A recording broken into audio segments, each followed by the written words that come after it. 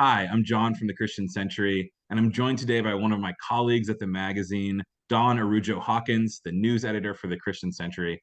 We're going to talk about a recent article Dawn wrote called Surviving Hillrest, about stories that were revealing decades of abuse at a missionary school in Nigeria. So we're going to talk about that piece, but first, Dawn, why don't you tell us a little bit about who you are? Yeah, well, as you said, I'm the news editor at the Christian Century. I've been here for about 3 years now. I love religion reporting. It's what I've always done, what I always want to do. I live in Kansas City. I am a mom of three. One is very new. Um, and I am excited to finally be on the YouTube channel. Yes, our YouTube channel has been awaiting this moment, Dawn. So thank you for being here. Okay, so this piece, I'm curious how this story came to your desk and how does any story come to your desk and how do you make the decisions of which stories you want the magazine to cover?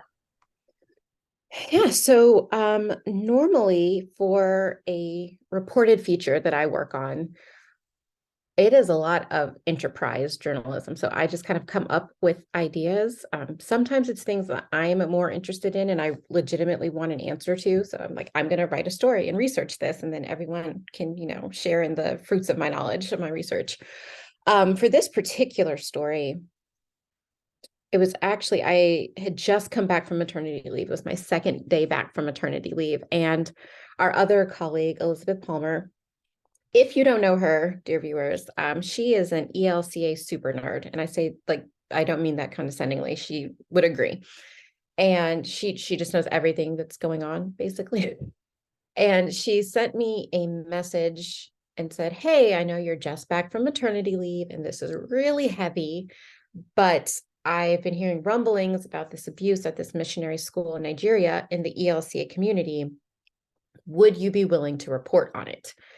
And I said yes, because normally my kind of sweet spots for writing that I really enjoy, topics of race, topics about gender, general social justice stuff. That's what I really like to write about. But before coming to the Christian Century, was a reporter for Global Sisters Reports. I wrote about Catholic nuns very exclusively. And the last story I did there was about nuns who were perpetrators of sexual abuse.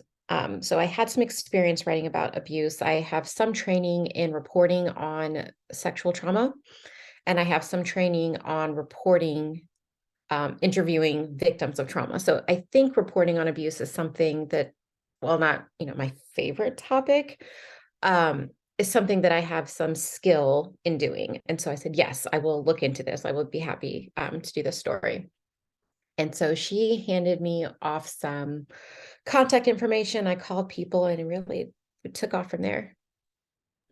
Yeah. So for those of us who are non-journalists, who are Mhm. probably most of our viewers, what are those special skills that it takes to report on something like abuse or any other, I would imagine, form of trauma or suffering when you have a piece like this that's so heavy and Yeah. heartbreaking? How does that change your role as a journalist? Um, as a journalist, there is a lot more, I think, care and sensitivity in doing the interviews. And I mean, I always try to be compassionate and caring to people, but with people who have experienced trauma, there's a lot more, I think, explaining exactly what the process is going to be. Like, I'm going to interview you at this time, um, giving them constant updates. Like, okay, so now the story is in editing and it might be this long before it comes out. Um, just so that they are not taken unawares or taken off guard by anything, like making sure that they really feel cared for, and heard. That's really important for, I think, trauma survivors, is to feel heard. So that also means making sure that the story is accurate. And accuracy is always something, obviously, that a journalist strives for, but really, like, it could be small things that can be upsetting to someone who is a, a survivor of trauma, especially if they feel that they have not been heard in the past. So just, messing up an age might be really important to them. Like, you say they were 13 and they were 14. Um, So really, really making sure that I have details correctly. Understanding that interviews might go in circles as they relive certain traumas, definitely giving them space to feel what they need to feel in the interview, and not judging that, obviously, and understanding that it might take more than one conversation to, get to the root of a story, or for them to feel comfortable telling you their story because they don't know who I am. So it's a lot more transparency and hand holding, um, to let people feel comfortable sharing their story. Like they're being very vulnerable and sharing their story, making sure that they feel supported in doing that. Yeah. Wow. Well, as hard as the piece was to read because of the subject matter, I thought it was a really good article. And one of the things I appreciated about it was the interviews, the snippets of interviews were so thoughtful. And one of the things I enjoyed was that the people you interviewed had such insightful remarks about the connections between theology and the theology in the context they were in, and the way that related to the cultures of abuse that were formed in those schools. And I'm just curious if there were extra insights that came up in those interviews that maybe you took away or that didn't make it into the article, or anything you'd like to share. Yeah, I think one of the things that um, didn't come through in the article was how infrequently journalists who report on abuse in missionary schools actually report on the theology, like behind certain evangelical missionary agencies. Um, because this is not a new topic. People have been reporting on this since the 80s. I believe David Briggs, who is, I'm going to forget where he's at now. It's one of those, it's data of religion, archive data religion. I'm going to mess it up.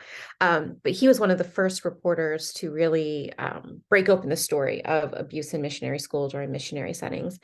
Um, so that's not new, but so frequently it seems that the theme is, oh, a bad thing happened at this one missionary group or one missionary agency. And it doesn't take into account the undergirding theology. And so that is something that I really wanted to do. And it came up organically. In the story, I talked to Rich Dar, who is the co-founder of the Missionary Kids Safety Net, and he has a doctorate in theology. And so in our interview, that came up pretty quickly, just how for some groups, and I think I should also make clear, I don't know that this comes all the way across in the story, but none of these people were anti-missionaries, full stop. They do believe that there are missionaries who are good people. Not all missionaries are abusers, but there is kind of this underlying um, theology that, it is urgent to, save souls to Christ. And nothing else is more important, maybe not even the safety of children. And it also takes a certain type of person to get into missions work, someone who is very driven. This is one of the things we talked about that didn't make it in the story. Someone who is very driven, willing to, sacrifice everything they know about their culture, to move overseas to do this thing that they feel is really important.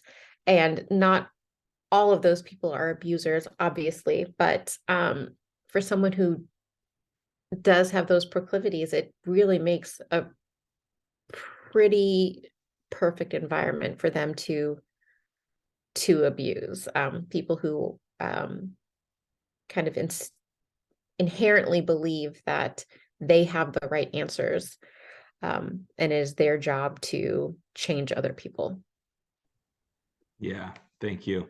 Now, as someone who has done a lot of mission work myself, both at home and abroad, I did not think that the people you interviewed or your own writing was indicting all missionaries everywhere.